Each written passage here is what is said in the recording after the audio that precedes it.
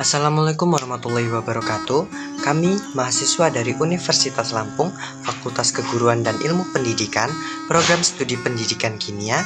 Kami dari kelompok 2, mata kuliah pembelajaran kimia berbasis etnosains, dan kami saat ini berada pada semester 2. Video ini dibuat untuk menyelesaikan salah satu tugas dalam mata kuliah pembelajaran kimia berbasis kearifan lokal dan etnosains dengan dosen pengampu Ibu Gamila Nuri Utami, MPD. Kami dari kelompok 3 terdiri dari 6 anggota kelompok yang masing-masing bekerja sama dalam memenuhi tugas dengan judul Materi Tradisi Ngelembang. Sebelum kami masuk ke pembahasan lebih lanjut, izinkanlah kami memperkenalkan diri terlebih dahulu. Yang pertama adalah atas nama Asiah Nuruzaman dengan NPM 22130234041, Suci Marsanda dengan NPM 221302354, Arbaiti Novia Rahma dengan NPM 22130230115, Vicky Ferdiansah dengan NPM 22130230119, Zida Sufi Muharomi dengan NPM 22130230096, dan Rani Diah Pratiwi dengan NPM 22130230056. Kimia merupakan bagian dari ilmu pengetahuan alam yang mempelajari tentang materi, sifat-sifatnya, bagaimana dan mengapa zat bergabung atau terpisah membentuk zat lain, dan bagaimana zat berinteraksi dengan energi.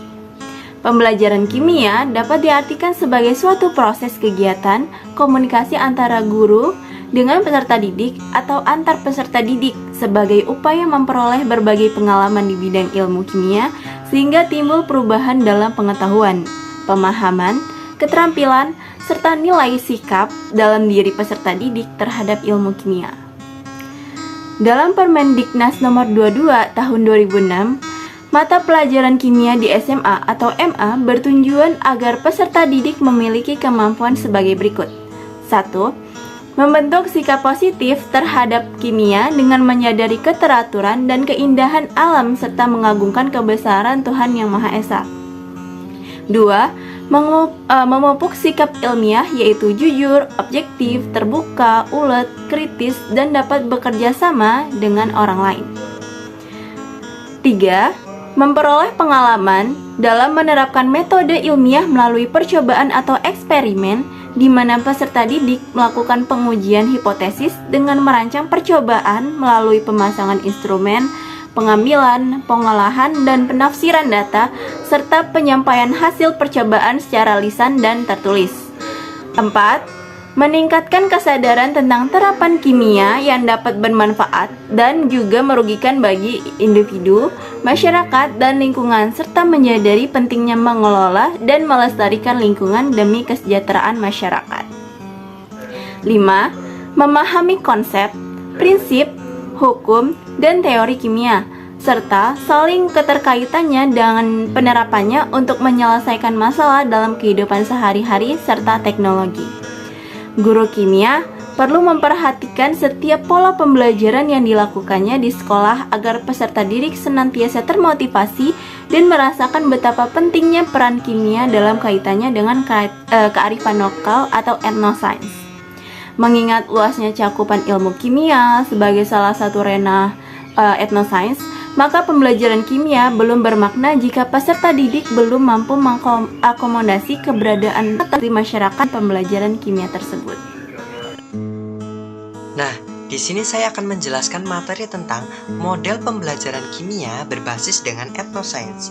Model pembelajaran berbasis etnosains merupakan salah satu strategi belajar yang mendorong terjadinya proses imajinatif, berpikir kritis, berpikir kreatif, dan juga sadar akan budaya. Pembelajaran berbasis etnosains juga merupakan salah satu bentuk multiple representation of learning assessment atau bentuk penilaian pemahaman dalam berbagai bentuk. Nah, dalam pembelajaran berbasis etnosains ini, peserta didik tidak perlu untuk mengerjakan tes untuk menjelaskan tentang pemanasan global yang dikaitkan dengan budaya pembakaran batu kapur atau siklus nitrogen di alam yang dikaitkan dengan budaya pembuatan tempe kedelai misalnya. Kan tetapi, peserta didik dapat melakukan kegiatan seperti membuat poster, membuat lukisan, lagu, ataupun puisi yang menggambarkan dari proses-proses sains tersebut. Dengan menganalisis produk yang dihasilkan oleh peserta didik, baik guru ataupun dosen dapat menilai sejauh mana peserta didik telah memahami secara mendalam proses dari pemanasan global atau siklus nitrogen tersebut. Dengan demikian, pembelajaran berbasis etnosains ini dapat dijadikan sebagai sarana eksplorasi bagi peserta didik maupun pendidik dalam mencapai pemahaman dan mencapai pengertian secara rasional, dan pendidik juga berperan untuk memandu dan mengarahkan potensi peserta didik untuk menggali beragam budaya yang sudah diketahui sesuai dengan topik pembelajaran, maupun mengembangkan budaya tersebut di kemudian hari. Nah, dengan demikian, melalui model pembelajaran kimia berbasis etnosains, budaya lokal menjadi sarana bagi peserta didik untuk mentransformasikan hasil observasi mereka ke dalam bentuk-bentuk dan prinsip-prinsip yang kreatif tentang alam, dan peserta didik bukan sekedar menerima saja informasi yang disampaikan oleh guru, akan tetapi peserta didik menciptakan makna pemahaman dan arti dari informasi yang diperolehnya. Karakteristik model pembelajaran kimia berbasis etnosains atau MPKBE sebagai suatu strategi perancangan pengalaman belajar kimia dan penciptaan lingkungan belajar yang mengintegrasikan kearifan lokal. Model pembelajaran kimia berbasis etnosains mampu memecahkan isolasi antara pengetahuan atau konsep-konsep kimia yang dipelajari di kelas dengan fenomena yang ada di masyarakat. Diharapkan dengan pecahnya isolasi antara pengetahuan masyarakat dan pengetahuan ilmiah di sekolah menjadi salah satu faktor yang menjadikan pencapaian literasi kimia peserta didik Indonesia meningkat.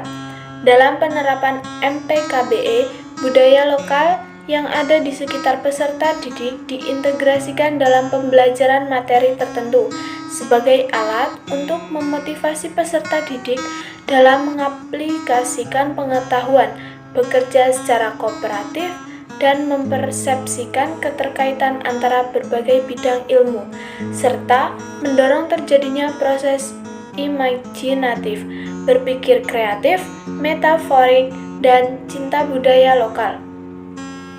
MPKBE menjadikan proses pembelajaran kimia sebagai arena eksplorasi bagi peserta didik maupun guru dalam mencapai pemahaman dan mencapai pengertian secara rasional melalui budaya lokal yang relevan dengan konsep kimia yang sedang dipelajari. Dengan demikian, karakteristik pembelajaran kimia terintegrasi etnosains adalah: yang pertama, memasukkan unsur-unsur kebudayaan lokal ke dalam proses pembelajaran kimia, mulai dari bahan ajar yang disesuaikan dengan kebudayaan lokal setempat. Metode pembelajaran yang menuntut peserta didik untuk mampu mengkombinasikan kebudayaan lokal dengan konsep kimia yang dipelajarinya, serta berbagai media pembelajaran yang secara tidak langsung dapat memadukan sains budaya lokal dengan materi kimia yang dipelajari di sekolah. Yang kedua, peserta didik mengumpulkan dan mengintegrasikan pengetahuannya atau acquiring and integrating knowledge. Dr. Woro Sumarni, MSI. Dimensi ini mengharuskan peserta didik dapat mengintegrasikan pengetahuan atau keterampilan yang baru diperoleh dengan pengetahuan atau keterampilan yang telah diketahuinya. Yang ketiga, proses subjektif berupa interaksi dari informasi lama dan informasi baru akan terjadi melalui kegiatan memperluas dan menghaluskan pengetahuannya. Dan pada akhir pembelajaran, peserta didik dapat menggunakan pengetahuan dengan cara bermakna. Adapun langkah-langkah yang dapat dilakukan oleh seorang guru dalam melaksanakan pembelajaran kimia berbasis etnosains antara lain: 1. Mengidentifikasi budaya masyarakat sekitar yang sesuai dengan konsep materi yang akan diajarkan. 2. Menyusun bahan ajar yang diintegrasikan dengan kebudayaan lokal setempat. 3. Merancang rencana pembelajaran yang selaras dengan tujuan pembelajaran yang telah dirumuskan. 4. Pemilihan media pembelajaran berbasis kebudayaan lokal.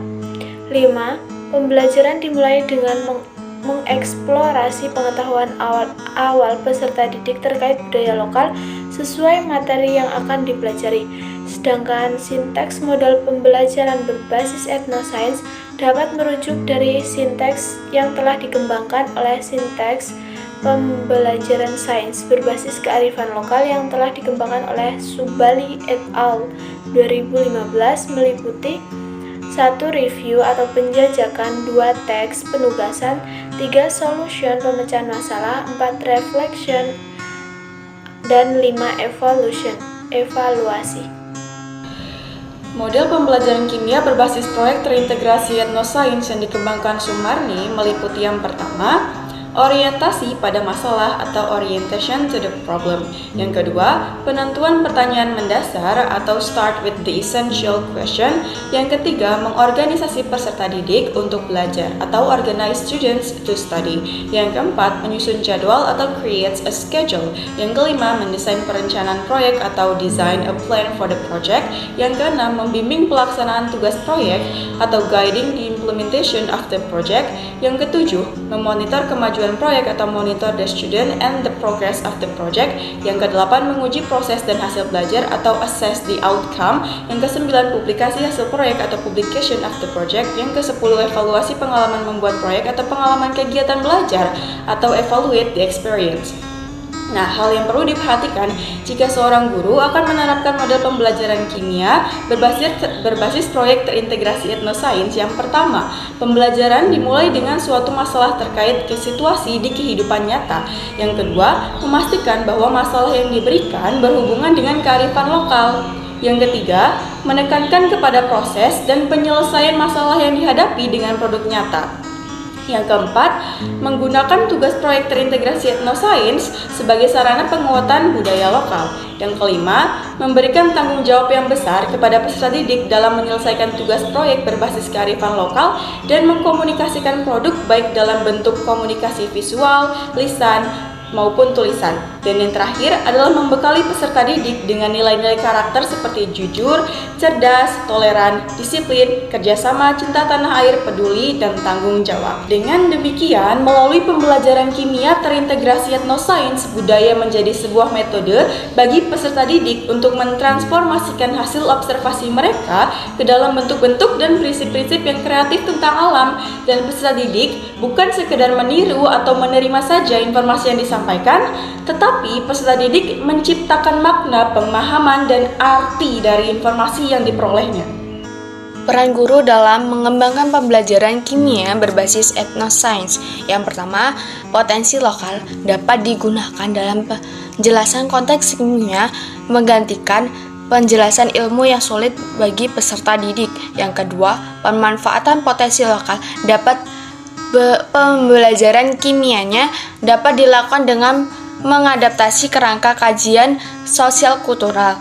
Yang ketiga, proses akulturasi dapat diadopsi untuk mengembangkan pembelajaran kimia dengan cara pembatasan peserta didik dalam penggabungan konteks kimia dalam cara berpikir dan cara pandangnya. Yang keempat, proses asimilasi ditandai dengan adanya upaya-upaya atau pengurangan perbedaan yang dapat di antara perorangan atau kelompok-kelompok manusia. Yang kelima, akulturasi antara konteks kimia dengan potensi lokal dapat dilakukan dengan menginvestasikan konteks kimia yang memiliki nilai manfaat sesuai dengan kebutuhan peserta didik dan masyarakat. Yang keenam, dalam proses pembelajaran lebih diupayakan memasuki sistem budaya, nilai-nilai budaya yang terdapat pada masyarakat dan daerah sekitar peserta didik berada. Yang ketujuh, ada proses pembelajaran dilakukan dalam berkelompok. Yang kedelapan, dalam proses pembelajaran, guru harus mampu mengintegrasikan secara holistik prinsip-prinsip dengan syarat budaya lokal, nilai-nilai, dan pandangan tentang alam semesta dalam kaitannya sains ilmiah. Yang kesembilan, dalam proses pembelajaran, guru memberi kesempatan kepada peserta didik untuk mengekspresikan pikiran-pikirannya dan mengakomodasi konsep-konsep keyakinan yang berakar pada sains asli masyarakat. Yang ke-10, guru menyajikan contoh-contoh keganjilan yang sebenarnya. Yang ke-11, guru memilih konsep-konsep, topik-topik yang menarik yang ada hubungannya dengan kebudayaan setempat. Yang ke-12, setelah topik dipilih, peserta didik dikelompokkan menjadi kelompok kecil untuk menyelidiki atau berdiskusi. Dan yang terakhir, ada guru memberi pemahaman kepada peserta didik agar menyadari pengaruh positif dan negatif pada sains barat dan teknologi bagi kehidupan. Nah, langsung saja kita di sini mengambil salah satu contoh pembelajaran kimia berbasis kearifan lokal dan etnosains dari kebudayaan Lampung, yaitu tradisi ngelemang. Ngelemang sendiri merupakan salah satu tradisi masyarakat Lampung yang biasa dilakukan menjelang Hari Raya Idul Fitri. Ngelemang adalah salah satu kegiatan wajib masyarakat Lampung saat sedang mengadakan acara-acara adat dan juga hajatan. Ngelemang sendiri mulanya dilakukan oleh paksi-paksi di skala Behak, terutama paksi buai di Jalan Wai yang berada di daerah puncak desa Umbul Limau, yang sekarang daerah itu menjadi Sukarame, Kabupaten Lampung Barat. Ngelemang ini berarti kegiatan memasak lemang. Lemang sendiri merupakan makanan yang terbuat dari beras ketan dan santan kelapa yang kemudian digulung dengan selembar daun pisang. Kemudian gulungan daun pisang tersebut dimasukkan dalam seruas bambu lalu dibakar sampai matang. Tradisi ngelemang adalah tradisi turun-temurun masyarakat Liwa Lampung Barat. Nah, masyarakat Lampung sendiri mengenal dua jenis lemang, yaitu lemang pacung dan lemang bulung. Adapun makna filosofis dalam tradisi ngelemang itu sendiri, yaitu tradisi ngelemang dapat dilihat dalam bentuk gotong royong, musyawarah, silaturahmi, kesatuan dan persatuan atau kerukunan. Kegiatan ngelemang merupakan salah satu wujud peninggalan kebudayaan bercorak Islam pada masyarakat Bangkunat yang hingga saat ini tetap dijaga dan dikembangkan dalam kehidupan masyarakat. Tradisi ngelemang ini sudah dilakukan oleh nenek moyang sejak ratusan tahun lalu. Pada zaman dahulu, tradisi ngelemang ini dimaksudkan untuk mempererat tali silaturahmi antar marga-marga yang hidup berdampingan terjalin hubungan yang baik. Pada umumnya, pelaksanaan tradisi ngelemang setiap pekan berbeda-beda. Proses tradisi ngelemang dilaksanakan saat dan sesudah Hari Raya Idul Fitri dan pada sebelum dan sesudah Maulid Nabi. Pelaksanaan tradisi ngelemang memberikan makna sebagai ungkapan rasa syukur pada Allah Subhanahu wa Ta'ala karena telah dipertemukan kembali dengan hari-hari besar Islam, dengan tujuan sebagai ajang silaturahmi antar marga dan masyarakat. Tradisi ngelemang akan tetap dilaksanakan mengingat tradisi ngelemang merupakan warisan nenek moyang yang harus dijaga kelestariannya, sehingga generasi yang akan datang tetap akan melaksanakan tradisi ngelemang tersebut.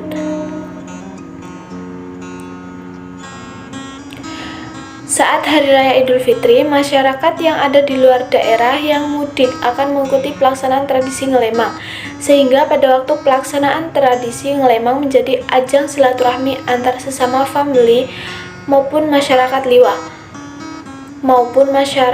luar Liwa. Selain itu, tradisi ngelemang salah satu warisan budaya nenek moyang yang harus tetap dijaga kelestariannya, mengingat tradisi ngelemang merupakan warisan asli budaya masyarakat Lampung, pesisir atau Saibatin. Baiklah, lalu untuk materi selanjutnya yaitu terkait dengan tradisi ngelemang, yaitu alat dan bahan yang digunakan dalam proses pembuatan lemang akan dijelaskan oleh saya. Nah, alat dan bahan yang digunakan yaitu yang pertama buluh atau bambu. Buluh atau bambu yang digunakan untuk pembuatan lemang sendiri tidak sembarangan jenisnya loh, karena jenis dari bambu untuk lemang ini adalah bambu talang yang mempunyai bentuk lurus dan tidak kecil atau terlalu besar. Nah, dipilihnya bambu sebagai tempat untuk memasak lemang karena sebagai pertimbangan akan cita rasanya. Sebagai contoh, yaitu ketika dimakan. Meski sudah diberi lapisan gulungan daun pisang, namun air di dalam ruas bambu pemasak lemang akan berpengaruh terhadap rasa santan dan juga rasa dari ketan. Nah, lalu yang kedua adalah daun pisang. Lemang sendiri merupakan makanan yang berasal dari ketan dan santan yang dimasukkan ke dalam bambu yang sebelumnya di dalam bambu tersebut sudah dimasukkan daun pisang yang sudah digulung. Kemudian baru dimasukkanlah beras ketan. Nah, fungsi dari daun pisang di sini adalah agar ketan tidak lengket dan menempel pada dinding-dinding yang ada di dalam bambu, karena bambu tersebut dibakar dalam waktu tertentu yang bisa dibilang cukup lama hingga ketan yang ada di dalam bambu matang. Nah, alat dan bahan yang ketiga adalah ketan dan santan. Beras ketan putih dan santan merupakan bahan utama dari lemang sendiri. Nah, dipilihnya ketan karena beras ketan memiliki tekstur atau sifat yang lebih keras dari beras biasa, sehingga jika dimasak di dalam bambu bersama ketan dan dimasak dalam kurun waktu yang cukup lama, ketan tidak akan lembek seperti beras yang biasa. Dan untuk penambahan santan sendiri adalah untuk menambahkan cita rasa yang semakin gurih pada lemang. Nah, sekian penjelasan saya terkait dengan alat dan bahan yang digunakan dalam proses pembuatan lemang. Lalu materi selanjutnya akan dijelaskan oleh rekan saya. Adapun tahapan proses pembuatan lemang yaitu sebagai berikut. Yang pertama, menyiapkan alat dan bahan terlebih dahulu. Bahan bakunya seperti beras ketan, kelapa parut, garam, bawang merah, daun pisang, kayu bakar, dan bambu. Alat yang digunakan yaitu sendok, baskom, pisau, mesin kelapa parut. Selanjutnya, merendam beras ketan sekitar 3-4 jam lalu cuci dan tiriskan. Setelah itu, mencampurkan bahan baku ke dalam baskom, kemudian beras ketan yang sudah dicuci, kemudian dicampur dengan santan kelapa dan diberi sedikit garam. Untuk pengemasan bagian dalam bambu dilapisi dengan daun pisang. Dan yang terakhir adalah menyalakan api dengan kayu bakar, lalu bambu yang berisi beras ketan yang sudah dicampur dengan santan kelapa dibakar hingga matang. Lemang siap dihidangkan. Nah, teknik ini adalah teknik yang diperoleh secara turun-menurun. Proses pembuatan lemang tergolong mudah dan tidak membutuhkan teknik yang khusus.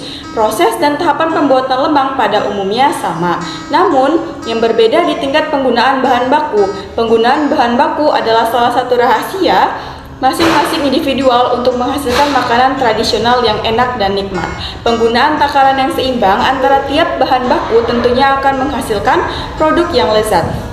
Oleh sebab itu, penggunaan bahan baku di tingkat proses pembuatan lemang berbeda tergantung keinginan dan pengalaman masing-masing individual.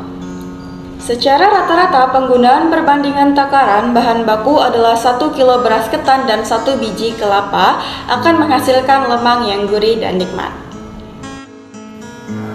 Proses kimia dalam pembuatan lemang kaitannya dengan sains atau kimia. Proses pemanasan atau pembakaran dan pemanggangan umumnya membuat kadar karbohidrat dan glukosa yang ada pada nasi menjadi berkurang. Nah, proses pemanasan akan mengakibatkan terjadinya leaching atau rusaknya molekul pati. Proses pemanasan dengan suhu yang semakin tinggi akan mengubah bentuk pati menjadi pati yang tergelatinasi sehingga granula pati yang rusak akan semakin banyak. Berkurangnya kadar karbohidrat dan glukosa pada makanan akan menjadikan makanan menjadi lebih aman untuk dikonsumsi, khususnya untuk penderita diabetes mellitus atau DN. Warna yang dimiliki lemang umumnya berwarna putih kehijauan karena dipengaruhi oleh daun pisang yang melapisi lemang tersebut.